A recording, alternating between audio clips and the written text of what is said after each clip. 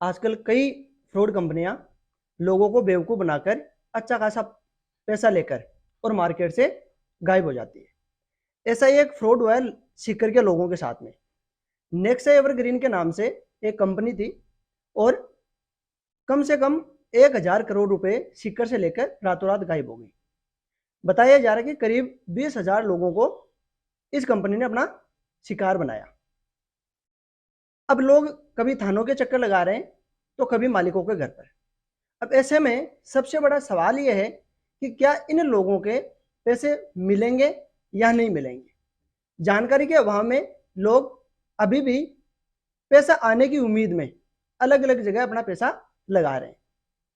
इसी की जानकारी के लिए आज हमारे साथ में है चार्टेड अकाउंटेंट उदय जी गासोलिया। इनसे हम जानने की कोशिश करेंगे कि नेक्सा एवरग्रीन में जिन लोगों ने पैसा लगाया है वो पैसा आने की उम्मीद करें या नहीं करें। सर, सीकर में एक बड़ा फ्रॉड हुआ है नेक्सा एवरग्रीन कंपनी के नाम से और बताया जा रहा है कि कंपनी रातों रात गायब हो गई। अब सर ऐसे में लोग जो है वो जानकारी के अभाव में इधर उधर चक्कर लगा रहे हैं। सर, क्या वो लोग पैसा आने की उम्मीद करें या नहीं करें, क्योंकि लोगों को इसकी जानकारी नहीं है। लगभग जहाँ तक मेरा मानना है, काफ़ी सारा पैसा जो इसके प्रोमोटर है वो निकाल के भाग गए हैं या गायब है। जी। परंतु अभी भी अगर पुलिस कुछ एक्शन लेती है और कंपनी के जितने भी खाते हैं उनके अंदर जो पैसा है उसको अगर तुरंत प्रभाव से उसको सीज किया जाए, प्लस उन खातों से जो आगे जहाँ पैसा ट्रांसफर हुआ है उन खातों को चेक करें, उनके अंदर जितना भी पैसा है उस पैसे को पुलिस सीज करे। जी।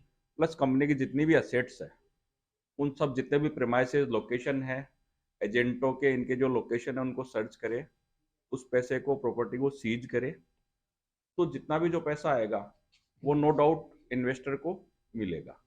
उम्मीद है, बट बहुत कम उम्मीद है कि कुछ जब्त हो पाएगा। बट प्रयास पुलिस अगर करे तो कुछ ना कुछ जब्ती अवश्य होगी। और जिन भी इन्वेस्टर को अपना पैसा वापस प्राप्त करना है वो तुरंत प्रभाव से एफआईआर दर्ज करें, कोर्ट में मुकदमे दर्ज करें।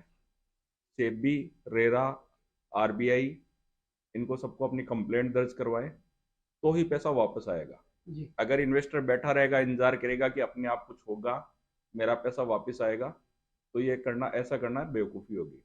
उनको तुरंत प्रभाव से उचित प्लेटफॉर्म पर अपनी शिकायत दर्ज करवानी चाहिए, एफआईआर दर्ज करवानी चाहिए और कंप्लेंट दर्ज करनी चाहिए, तो कुछ हो सकता है। अच्छा सर, ऐसे में अभी एक सवाल ये है कि जैसे कई लोग बोले कि अभी उन्होंने 2 दिन का टाइम दिया है, 4 दिन का टाइम दिया है, तो लोग अभी भी इंतजार कर रहे हैं। तो उनको क्या करना चाहिए? उनको मतलब एफआईआर करवानी चाहिए, नहीं करवानी चाहिए? उनके परिजनों की तरफ से बताया जा रहा है कि भाई अभी आप एफआईआर वगैरह मत मत करो। तो ऐसे में जो भी समय ये दे रहे हैं ये और बरगला रहे हैं। जी। जी। एक्चुअल में जो ये स्कीम थी ये अवैध स्कीम थी। This is money circulation scheme. इसमें क्या होता है, एक आदमी से आपने पैसा लिया, उसी का पैसा आप उसको रिटर्न में दे रहे हो, फिर वो दूसरा आदमी जोड़ेगा, उसका पैसा लेके आप उनको रिटर्न दे रहे हो, फिर तीसरा जोड़ेगा, चेन तक चलती जाएगी। आपका ऑब्जेक्ट यही था कि बहुत सारा पैसा इकट्ठा हो जाए और मैं लेके भाग जाऊं। एक्चुअल में धरातल में कंपनी का कोई भी प्रोजेक्ट नहीं था। इन्होंने जो बताया कि हम प्लॉट देंगे, प्लॉट इन्होंने कोई लैंड खरीदी नहीं। अगर ये लैंड खरीदते तो रेरा अप्रूव प्रोजेक्ट होता। एक रियल इस्टेट रेगुलेशन एक्ट लागू होता है। कोई भी रियल इस्टेट की एक्टिविटी होती है उसमें आप डिपॉजिट लेते हो तो आपका प्रोजेक्ट रेरा रजिस्टर्ड होना चाहिए। आपका अलग एस्क्रो अकाउंट खुलेगा। उस पैसे का उपयोग सिर्फ पर्टिकुलर प्रोजेक्ट के लिए ही हो सकता है। तो इनका कोई भी प्रोजेक्ट था वो रेरा रजिस्टर्ड नहीं था। इन्होंने वेबसाइट बना रखी थी, उसमें बड़े बड़े नाम जैसे दिल्ली की कॉलोनी से मिलते हुए चाणक्यपुरी, रंगोली गार्डन, जनकपुरी, ऐसे नाम इन्होंने दे रखे थे। बट इनका कोई भी प्रोजेक्ट रेरा अप्रूव्ड नहीं था। अच्छा सर, रेरा फूड जो आप बता रहे हो उसके बारे में थोड़ा सा बताएं। मतलब लोगों को क्या इसकी जानकारी नहीं है कि वो अगर जानकारी ले तो वो कहाँ से ले, तो इसकी जानकारी कैसे ले कि भाई जो प्रोजेक्ट चल रहा है वो अप्रूव्ड है या नहीं है। एक, हर स्टेट की आप गूगल पे सर्च डालोगे, जैसे जी। गुजरात रेरा अथॉरिटी, राजस्थान की राज रेरा अथॉरिटी, वो वेबसाइट आपको, सरकारी जो वेबसाइट होती है उसमें लास्ट में होता है .gov.in। जी। तो गुजरात रेरा की जो वेबसाइट है उसमें आप जाके प्रोजेक्ट आराम से सर्च कर सकते हो। इस प्रोजेक्ट में क्या लैंड खरीदी है, क्या उन्होंने डॉक्यूमेंट सबमिट किए हैं, उसका ओनरशिप डॉक्यूमेंट क्या है, क्या क्या उसके अंदर फैसिलिटीज देंगे, वो सारी डिटेल्स उसके अंदर आती है। गवर्नमेंट ने उस प्रोजेक्ट को अप्रूव किया है या नहीं किया, वो सारी आपको जो गवर्नमेंट की वेबसाइट है रेरा की, हर स्टेट की अलग अलग होती है, उस वेबसाइट पे आपको पूरी जानकारी किसी भी रियल एस्टेट प्रोजेक्ट के बारे में आपको मिलेगी। जी तो वो भी इसके अंदर कुछ नहीं था, कोई प्रोडक्ट नहीं था। जी, यानी नेक्स्ट एवरग्रीन जो था वो सिर्फ एक फ्रॉड कंपनी थी अपनी, अगर इसको सीधा समझे तो। बिल्कुल, इनका अगर प्रोजेक्ट रेरा अप्रूव्ड होता जी। तो ये रेरा का दिखाते, एस्क्रो अकाउंट इनका अलग से खुलता उसका, हम्म। कोई एस्क्रो अकाउंट इसके अंदर नहीं था। तो डेफिनेटली इनका, आप जैसे शेयर कैपिटल, आप एमसीए की वेबसाइट होती है उस पर आप सर्च करोगे कंपनी की प्रोफाइल, तो इनके अथोराइज शेयर कैपिटल सिर्फ 1 लाख रुपए थे। सिर्फ 1 लाख रुपए अथोराइज शेयर कैपिटल पे ये 1,000 करोड़ का जो बिजनेस बना पाना एक असंभव चीज है। तो सर लोग जैसे पैसा लगाते हैं एक दूसरे के जानकारी के चक्कर में, तो अगर वो पैसा लगाए तो किसी भी कंपनी में पैसा लगाते हैं तो उनको मतलब ये कैसे पता चलेगा कि ये कंपनी जो है इसे अपने को वापस रिटर्न मिलेगा या नहीं मिलेगा? वो जानकारी अगर लेना चाहें तो वो कैसे लेंगे? क्योंकि लोग इन चीजों की जानकारी उनको होती नहीं है बेसिकली। देखिए, सबसे पहले तो रेड सिग्नल वहीं आ जाता है जब कोई कंपनी एक अनएक्सपेक्टेड बहुत ज्यादा रिटर्न करने का वादा करती है। जी क्योंकि कोई भी ऐसा सेक्टर नहीं है जिसके अंदर अनएक्सपेक्टेड रिटर्न, जो नॉर्मल रिटर्न होता है 10 से लेकर 15% तक, उससे ऊपर का रिटर्न आए, जी ऐसा कोई भी सेक्टर है नहीं। दूसरा, जैसे इन्होंने कच्चे के अंदर भी काफी सारे पैसे लिए, ऐसा सुनने में आ रहा, जी नगद में जी पैसे लिए, तो कोई भी कंपनी नगद का ट्रांजेक्शन कर ही नहीं सकती। जी। नगद आप गुड्स बेच सकते हो, रियल एस्टेट में तो आप 20,000 से ऊपर लैंड सेल भी नहीं कर सकते। हम्म। तो रियल एस्टेट में तो 20,000 से ऊपर का ट्रांजेक्शन हो ही नहीं सकता। जी। तो वो एक अलार्मिंग सिग्नल था कि भाई कैश में पैसा कैसे ले नहीं दे सकते हैं। सकते। और तीसरा, इसके जो प्रोमोटर्स हैं उनकी क्रेडिबिलिटी क्या है, जी कंपनी की जो कैपिटल क्या है, रजिस्ट्रेशन कहाँ कहाँ इन्होंने ले रखा है, और पर्टिकुलर कंप्लाइंस इस पे क्या क्या लागू है, वो सारी जी चीजें आप देख सकते हो। कंपनी का जी टर्नओवर क्या है, पब्लिक डॉक्यूमेंट आप देख सकते हो। वो सारी चीजें ऑनलाइन, काफी चीजें अवेलेबल। जी जी तो अनएक्सपेक्टेड रिटर्न जहां आ जाता है वहीं आपको अवेयर हो जाना चाहिए कि ये कंपनी, वहां दिक्कत है उसके अंदर। जी। अब सर लोगों ने पैसा लगा दिया और उनको एक प्रॉपर रास्ता पता नहीं है, तो आप काफी मतलब इसके बारे में जानकार है, तो अब उनको एक पर्टिकुलर कौन से रास्ते से मतलब उनको कार्रवाई करनी चाहिए ताकि उनको कोई उम्मीद हो सके? सबसे पहले तो उनको अपने संबंधित थाना क्षेत्र के अंदर एफआईआर दर्ज करवानी चाहिए। जी फिर उनको आरबीआई को, और इकोनॉमिक ऑफेंस विंग है, उनको कंप्लेंट दर्ज करवानी चाहिए। आर्थिक अपराध ये हुआ है उनके साथ में, जी तो आर्थिक अपराध शाखा है, उनके अंदर इनको मुकदमा दर्ज करवाना चाहिए।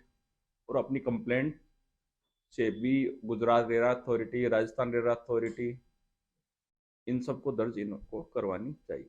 अच्छा सर, कुछ लोगों ने इसमें पैसा कैश में जमा करवाया है, यानी लोगों को उनको मालिकों को कैश पैसा दिया है, तो उनके पास में कोई इसका कोई प्रूफ भी नहीं है, तो उनका पैसा अगर कंपनी की तरफ से सबको पैसा मिलता तो उनका पैसा मिलने का कोई उम्मीद है या नहीं, क्योंकि उनके पास में कोई ऐसा प्रूफ भी नहीं है।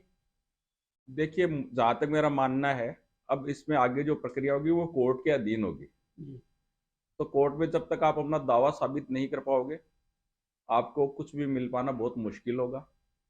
आपने नगद में पैसा दिया है, इसका कोई भी आपके पास में सबूत है नहीं, तो मुझे नहीं लगता उन लोगों को कोई उम्मीद पैसा वापसी की रखनी चाहिए। जी। अच्छा सर, एक सवाल मेरा ये कि जैसे अभी लोग जो थानों के चक्कर लगा रहे हैं, तो इसमें प्रशासन को इंटरफेयर कर सकता है कि नहीं कर सकता? क्योंकि लोगों के पास में प्रूफ भी नहीं है कि पैसे दिए भी है कि नहीं दिए, तो लोग बड़ा कंफ्यूज हो रहे हैं कि और प्रशासन की तरफ से ये कहा जा रहा है कि भाई इसमें कार्रवाई की जाएगी, लेकिन ऐसा कुछ अभी फिलहाल हो नहीं रहा, इसमें कोई बड़ी कार्रवाई भी नहीं देखने को मिल रही है, तो लोग इसको लेकर काफी कंफ्यूज है, तो आप इस पे क्या राय रखना चाहेंगे? जैसे मैंने अपने खाते से आरटीजीएस किया है, जी काफी लोगों ने आरटीजीएस किया है, वो अपने आप में एक प्रूफ है हम्म, कि कोई भी प्राइवेट लिमिटेड कंपनी किसी थर्ड पर्सन से पैसा उधार नहीं ले सकती। तो एज ए उधार तो उन्होंने, कंपनी ने कुछ लिया नहीं, जी और कंपनी ने उनको कोई प्रोडक्ट भी सेल नहीं किया, तो कंपनी ने पैसा इकट्ठा किया, इसका प्रूफ तो उनके पास में है ही। जी और कंपनी ने क्या बोल के पैसा लिया है, वो अगर इतने सारे लोग कलेक्टिवली अगर बता रहे हैं, तो डेफिनेटली कंपनी या तो उसका जवाब दे किस चीज का उन्होंने पैसा लिया है। जी अदरवाइज आराम से ये एक मुकदमा मेरे हिसाब से दर्ज करने योग्य है। एसओजी जांच की भी विधानसभा में विधायकों ने हाँ, अभी मांग रखी है, मांग रखी जा रही है तो कि डेफिनेटली ये एसओजी और या फिर मैं तो सेंट्रल गवर्नमेंट से भी निवेदन करूंगा कि सीबीआई की जो आर्थिक अपराध अन्वेषण शाखा है जी उसको ये मामला सौंपा जाए। जी। अच्छा सर, कुछ लोग सिर्फ वेबसाइट देख के पैसा लगाते हैं कि भाई एक उन्होंने गूगल पे सर्च किया, उनकी वेबसाइट है और वो कंपनी का उनको नाम शो हो जाता है। तो ऐसे लोगों को जो इन्वेस्ट करते हैं वेबसाइट देख के, ऐसे लोगों को आप क्या राय देना चाहेंगे? देखिए, वेबसाइट बनाना आज की तारीख में बहुत आसान और बहुत सस्ता और सुगम हो गया है। जी आप 10 से 15 हज़ार रुपए में बहुत ही बढ़िया वेबसाइट बनवा सकते हैं। वेबसाइट कभी भी एक ऑथेंटिकेट माध्यम नहीं है। जी वेबसाइट के अंदर जो क्रेडेंशियल उन्होंने दिए हैं कि कहाँ ये कंपनी पंजीकृत है, कंपनी की कैपिटल क्या है, वो आपको गवर्नमेंट जो साइट्स है उनसे आप उनको क्रॉस वेरीफाई करें, जी तभी उस वेबसाइट पे आप विश्वास करें, अन्यथा विश्वास नहीं करें। जी। तो यानी केवल एक वेबसाइट एक माध्यम नहीं हो सकता कि कंपनी अप्रूव्ड है या नहीं है। जी बिल्कुल, वेबसाइट बनाना इतना आसान है, आजकल बच्चा बच्चा वेबसाइट बनाना जान जी गया। बिल्कुल सही। और 10 हज़ार रुपए में आप वेबसाइट बढ़िया से बढ़िया लॉन्च कर सकते हो। जी बट सरकारी पोर्टल पे जैसे आप इनकी वेबसाइट पे जाओगे तो आप देखोगे काफी सारा डिस्क्रिप्शन इन्होंने दे रखा है। जी बट कंपनी का जो लीगल काफी सारा मटेरियल इन्होंने उठा के डाल रखा था कि डॉलरों में ये हो रहा है, डॉलर में ये हो रहा है, बट इन्होंने क्या किया, इनके प्रोजेक्ट कहाँ रेरा में रजिस्टर्ड थे, क्या था, कुछ भी इन्होंने इसके बारे में दे नहीं रखा था। जी कंपनी की प्रोफाइल भी इन्होंने नहीं डाल रखी थी कि कंपनी का सीआईएन नंबर क्या है, कंपनी की कैपिटल क्या है, वो सारी चीजें मायने रखती है। जी। तो वो भी कुछ इन्होंने डाल नहीं रखा। तो सर एक तरह से अपन ये मान सकते हैं कि अभी जो कंपनी का मतलब जो दावा था कि भाई ये रजिस्टर्ड है, लोगों जो इनके एमडी वगैरह थे कि भाई सब कुछ है, वैसा देखने को फिलहाल इसमें मिल नहीं रहा। आपके आपकी राय में ये क्या है?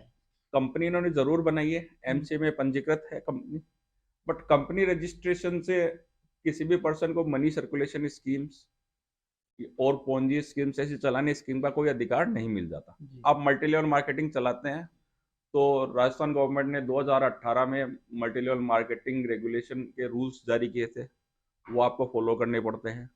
प्लस आपका प्रोडक्ट होना चाहिए। हम्म, तो मैं इसके अंदर कोई भी प्रोडक्ट ऐसा लग रहा नहीं है भाई लैंड इन्होंने खरीदी नहीं खरीदी, वो जांच का विषय है। बट लैंड इनकी जहां तक लगता है रेरा अप्रूव प्रोजेक्ट नहीं है, तो डेफिनेटली रेरा का भी वोलेशन जी। क्लियर कट ये है। तो सर जैसे ये कंपनियां रातों रात पैसा डबल करने का जो दावा करती है और लोगों को अपने झांसे में ले लेती है, तो ऐसे में जो लोग बिना जानकारी के लोग पैसा लगा देते हैं, उनको आपकी तरफ से कोई राय अगर देना चाहेंगे तो आप क्या उनको राय दोगे? मैं उनको यही राय देना चाहूंगा कि पहले तो सेक्टर का वो एनालिसिस करें। जी फिर अगर कोई सेक्टर इतना प्रॉफिटेबल होगा तो उसके अंदर काफ़ी बड़ी बड़ी कंपनियां वो इन्वेस्ट के लिए रेडी रहती है। जी और कोई भी ऐसा सेक्टर आज की तारीख में वर्ल्ड वाइड आपको नहीं मिलेगा कि जो 1 साल 2 साल 3 साल में आपका पैसा डबल कर दे। जी तो जहां हाईएस्ट रिटर्न का दावा आ गया वहीं आप समझ जाइए कि ये सेक्टर एक रिस्की सेक्टर है, जी इसमें फ्रॉड हो सकता है। उसके बाद में फिर आप उसकी जांच करें पर्टिकुलर सेबी में उसकी क्या पोजीशन है, आरबीआई में एमसी की वेबसाइट्स पे उसकी क्या पोजीशन है, कंपनी का टर्नओवर क्या है, कंपनी के फंडामेंटल्स क्या है, इन्वेस्टर ने उसके अंदर कितना पैसा लगा रखा है, वो सारी चीजें आप देखें। जी। उसके बाद में ही आप कोई इन्वेस्टमेंट का निर्णय लें। तो बिल्कुल जैसा आपने सुना कि सर ने एक कंपनी में पैसा लगाने से पहले किन किन बातों का ध्यान रखना चाहिए, वो सारी बातें अभी हमें बताई। तो नेक्सा एवरग्रीन कंपनी में जिन लोगों ने पैसा लगाए हैं और उनको ये कहा जा रहा है कि आप जो है वो लीगली कार्रवाई नहीं करें, तो सर के अकॉर्डिंग बिल्कुल आपको कानूनी कार्रवाई करनी चाहिए। और जब पैसा मिलेगा या नहीं मिलेगा, वो तो एक आगे का डिसीजन होगा, कंपनी के ऊपर क्या जो है वो दावे किए जाएंगे क्या नहीं किए जाएंगे। बट आपको जो है वो अपनी जो कार्रवाई वो जारी रखनी चाहिए। और ऐसे किसी भी कंपनी में पैसा लगाने से पहले उस कंपनी की पूरी आप डिटेल लें, ताकि आप ये जो फ्रॉड कर रही है कंपनियां, इन फ्रॉड से बच सके।